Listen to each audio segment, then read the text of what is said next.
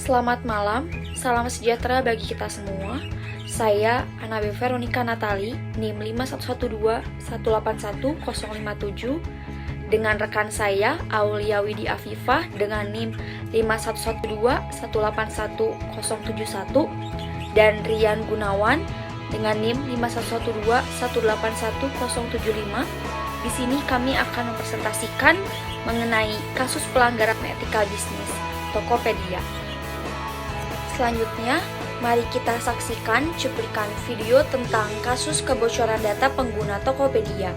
Selamat menyaksikan. Lebih data Tokopedia diduga bocor.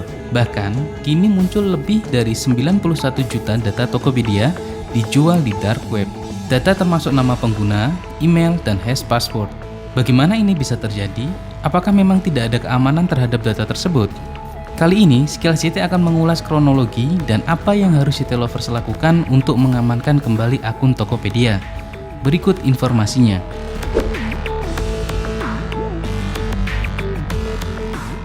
Dalam beberapa hari ini, media menyoroti data Tokopedia yang bocor. Kronologi informasi ini bermula dari akun Twitter @UnderTheBridge menge-tweet bahwa data Tokopedia telah bocor sejak bulan Maret 2020.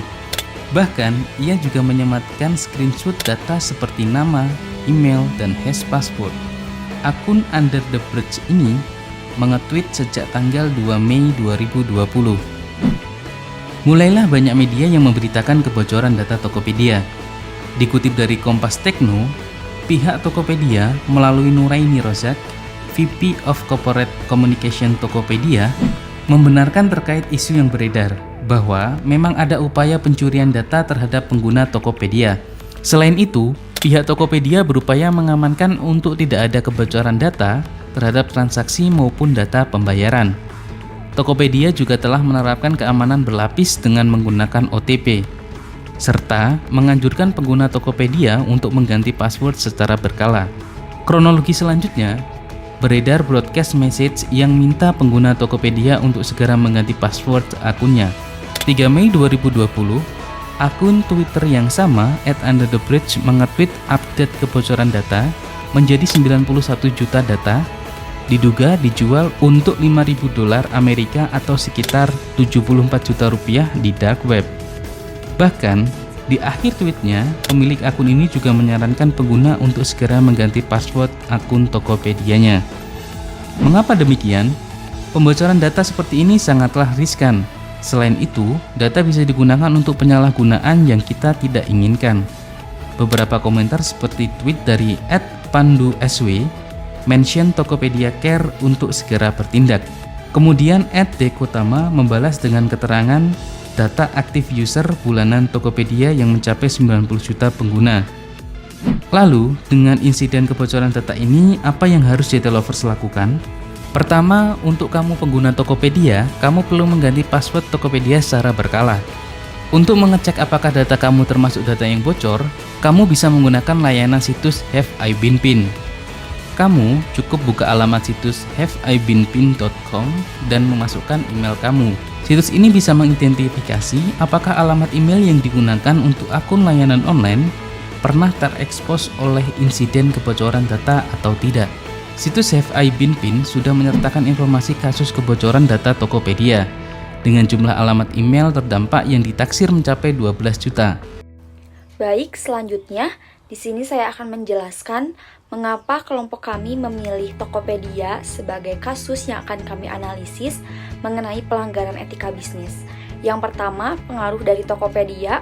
Tokopedia adalah perusahaan perdagangan elektronik yang berpengaruh tidak hanya di Indonesia tetapi juga di Asia Tenggara.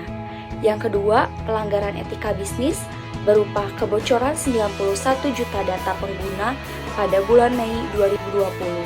Yang ketiga, memberi dampak pada Tokopedia. Pelanggaran ini memberikan dampak baik bagi Tokopedia maupun bagi pengguna.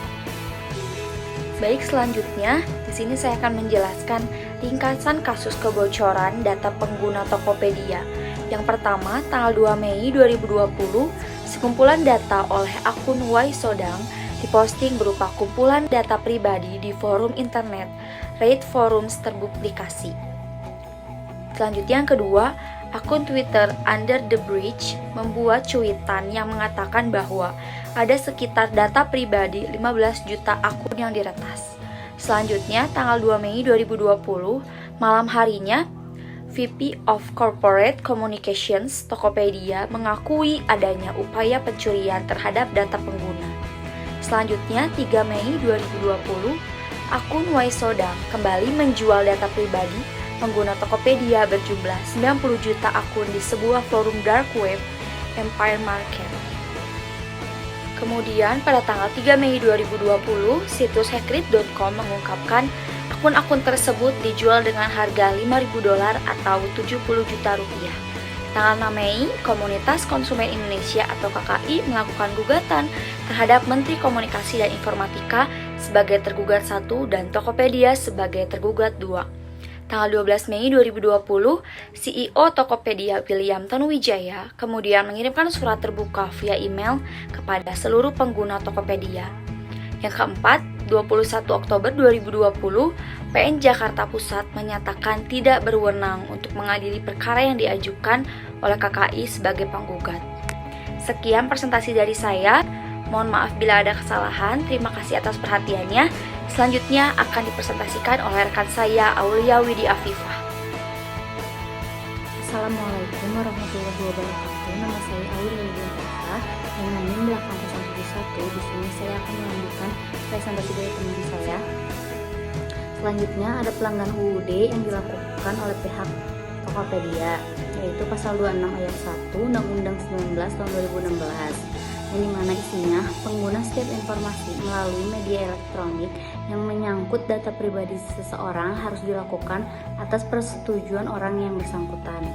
Selanjutnya ada teori etika yang berkaitan dengan kasus yang kami ambil. Yang pertama itu ada teori egoisme etis, yang dimana isinya tindakan dari setiap orang pada dasarnya bertujuan mengejar kepentingan pribadi dan memajukan dirinya sendiri. Yang kedua itu ada teori utilitarianisme, yang dimana pandangan yang memahami bahwa semua tindakan dan kebijakan harus dievaluasi atas dasar manfaat dan biaya yang ditanamkan. Yang ketiga ada teori keutamaan, yaitu disposisi watak yang telah diperoleh seseorang dan memungkinkan dia untuk bertingkah laku baik secara moral. Yang keempat itu ada teori hak, yaitu manusia merupakan suatu tujuan pada dirinya. Yang kelima ada teori deontologi, di mana etika ini sangat menekankan motivasi, kemauan baik, dan watak yang kuat dari pelaku. Selanjutnya, analisis kasus Tokopedia dikaitkan dengan teori etika. Yang pertama itu ada teori egoisme etis. Jika kasus Tokopedia ini dikaitkan dengan teori egoisme etis, berkaitan dengan pihak yang berusaha meretas akun dan menjual akun Tokopedia dengan harga $5.000 atau 74 juta rupiah, hanya bertujuan untuk mengejar kepentingan pribadi dan memajukan dirinya sendiri tanpa melihat adanya pihak yang mungkin dirugikan. Selanjutnya ada teori utilitarianisme. Jika kasus Tokopedia ini dikaitkan dengan teori utilitarianisme, dilihat dari manfaatnya, Tokopedia ini sangat bermanfaat bagi masyarakat karena dengan adanya Tokopedia sebagai salah satu tempat belanja online yang banyak diminati dan dipakai di Indonesia. Namun pada kenyataannya terdapat tindakan yang kurang etis karena kebocoran data pengguna yang merugikan atas hak keamanan. Selanjutnya ada teori deontologi. Dalam teori deontologi menekankan kemauan baik dan watak yang kuat dari pelaku. Pada dasarnya, dengan adanya Tokopedia sangat membantu masyarakat, tetapi Tokopedia mengabaikan keamanan karena keamanan yang terlalu minim dari Tokopedia sehingga menyebabkan kebocoran data penggunanya. Berdasarkan hal tersebut, Tokopedia tidak etis menurut teori deontologi. Selanjutnya, ada teori hak. Dalam kasus Tokopedia ini, terdapat teori hak konsumen yang dilanggar, yaitu hak keamanan karena data pengguna yang bocor. Dengan begitu, Tokopedia menurut teori hak tidak etis karena tidak memberikan hak konsumen terhadap pengguna Tokopedia. Selanjutnya ada teori keutamaan. Dalam teori keutamaan memandang etis seseorang jika memiliki sifat-sifat keutamaan seperti bijaksana, rendah hati, dan jujur. Namun dalam kasus ini Tokopedia tidak bijaksana karena merugikan penggunanya dengan adanya kebocoran data. Sekian presentasi dari saya, selanjutnya akan dilanjutkan oleh teman saya. Terima kasih. Perkenalkan, nama saya Rian Gunawan dengan NIM belakang 078. Di sini saya akan melanjutkan presentasi dari teman saya. Selanjutnya ada analisis kasus Tokopedia dikaitkan dengan teori profesional. Dalam hal ini, CEO Tokopedia dengan cepat langsung memulai proses investigasi dan berkomunikasi serta bekerja sama dengan pemerintah untuk melakukan investigasi sekaligus memastikan keamanan dan perlindungan atas data pribadi penggunanya. Jadi di sini CEO Tokopedia langsung bertindak cepat untuk mengatasi hal tersebut.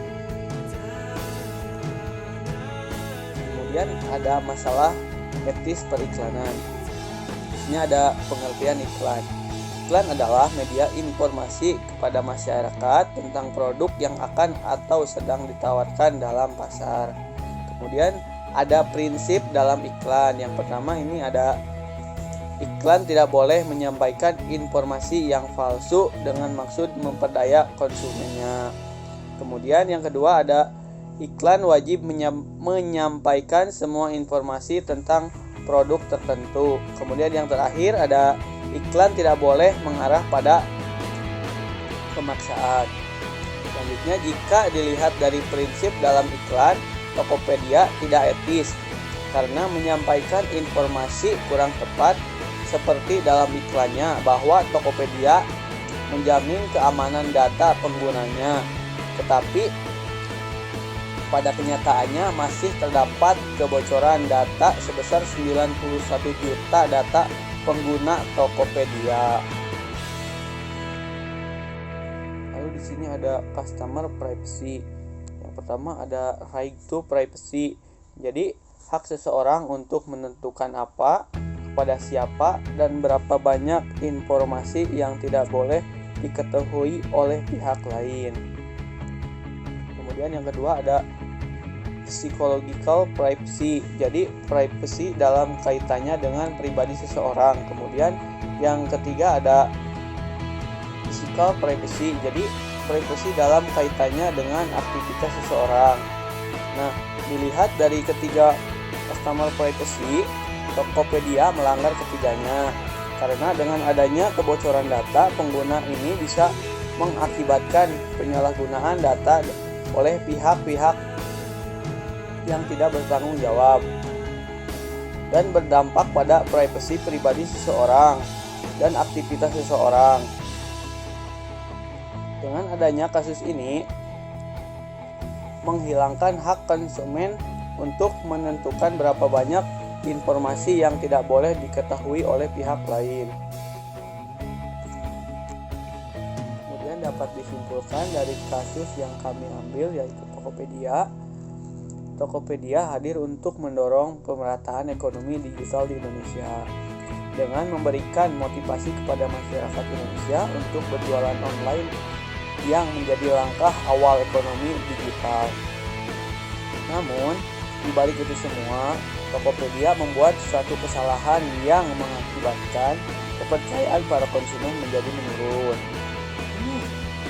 Dalam menjalankan sebuah bisnis, perusahaan tentunya harus memiliki etika dalam bisnis yang dijalankan secara seimbang dan selaras. Bisnis internasional yang semakin tren ini pun menampilkan aspek etis yang baru. Etika mulai berlaku saat perusahaan memutuskan bagaimana tepatnya menerapkan rencana keamanan cyber untuk bisnisnya. Lalu Tokopedia melewatkan tanggung jawab terhadap pelanggan, yakni hak merasa aman. Karena dengan adanya kebocoran 91 juta data pelanggan di situs dark web dan hak untuk diberi informasi.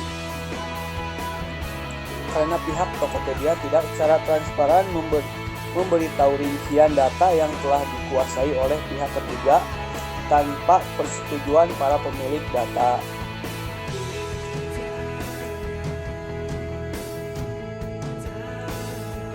Cukup sekian presentasi dari kelompok kami.